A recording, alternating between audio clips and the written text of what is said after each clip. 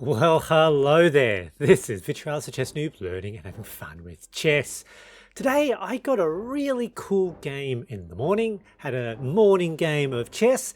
I played with the white pieces, my opponent played the Caro-Kann, and I always enjoy playing the von Hennig Gambit. Well, let's go take a look. It's actually one of my favorite lines in chess, and of course I always play e4. Opponent played a Caro-Kann, c6, take the full center of d4, and now, as expected, d5, knight to c3, captures, and here, if you capture back, basically you'll be entering the main line. But I really like playing the von Hennig Gambit here, which is to not capture back the pawn, but instead to play bishop to c4, potentially with an immediate attack on black's weak f-pawn. Now, this position is actually quite good. When you look at the Lichess community database, white wins here about 54% of the time. When I look at my own stats on opening tree, I actually win from this position about 64% of the time. Really good against the Caro-Kann. In fact, one of the best responses in terms of win ratio against the Caro-Kann. The von Hennig Gambit is named after Heinrich von Hennig. He was a German U-boat captain, eventually made rear admiral. I've got a little bit more information about him in my blog attached to this article. Have a look at the link to the article in the description. It's really quite an interesting history. He was sort of involved very early in World War I as the commander of a German U-boat, but was captured. He has a very interesting escape. You should have a read of the story. Now, in this position, the most common move for black is that they want to hold on to that hard-won pawn. And here, what we do is we immediately challenge the pawn with f3. If they push forward, we take. Doesn't look like it's very good. If they take this way, which is actually their best move, we get to win even more development by capturing back with our knight. And that's basically what the von Hennig Gambit is about. Accelerated development. We give up a pawn, but we end up taking more space and we gain the advantage in tempo. Now, for some opponents, particularly once you get into the intermediate level, they don't necessarily want to play the capture, even though that's the best move. It's good for us because it plays into a potential trap line. Potentially you can get a 8-move checkmate down this line. And so they might want to hold on to this pawn another way. And one of the most common ways they do that is to play bishop to f5. So 2 defenders, and of course, 2 attackers. The thing here is that is not terribly accurate. They're still potentially okay, it's close to 0-0, but white now really has a cool counter attack.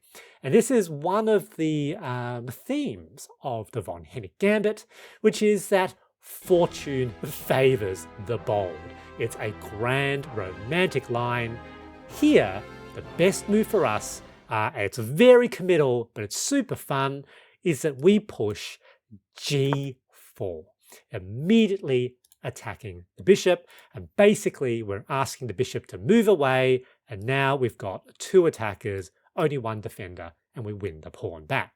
Most commonly, black will bring their bishop back to g6, maintaining vision on their e4 pawn, keeping the tension, but it doesn't work because fortune favors the bold. We push our g-pawn again and we attack their knight. That knight has to move, and once the knight moves, it cannot be defending their e-pawn. They play the best move, knight here, and of course if they take here, we no longer have that attacker, and so our move immediately should be knight captures that e-pawn, and basically we've just won back our pawn. Black here may be worried that their bishop was going to get trapped, decided to trade. That's a mistake. Their best move was to develop the knight to d7. It's a little bit obscure, not the most obvious. Captures, and you can see here, even though that's very far forward, we're now controlling space. We're potentially controlling the center. That pawn is defended by our bishop, and we've got more development. We're doing really well. They bring their knight back with an attack on the bishop. That's easy. Pull the bishop back. Our moves with the white pieces are potentially quite simple. Moves are relatively obscure here for black. Now, they decide to push their e-pawn to e6. It kind of makes a bit of sense because you're worried about that bishop, but you can see Stockfish says that that's inaccurate. The best move here, in fact, for black, I think, is something like a5 or maybe even c5. So I think it's c5 actually. So fairly obscure move. That is definitely not an obvious move. You know, it does sort of put some tension there, and of course gives a development square for their knight. I think that's the logic there. Here I develop my bishop. You can see Stockfish says in mid a4 is best, and if I push a4 with a threat here, it sort of forces black to play a5. Now they develop the knight. Now here, this is an inaccuracy. It's quite interesting. So really keen on c5. Queen, that's a good move. That's a reasonable move for black. And now develop the knight with a second defender of that pawn. Now that they've got a battery there, c5, that's fine.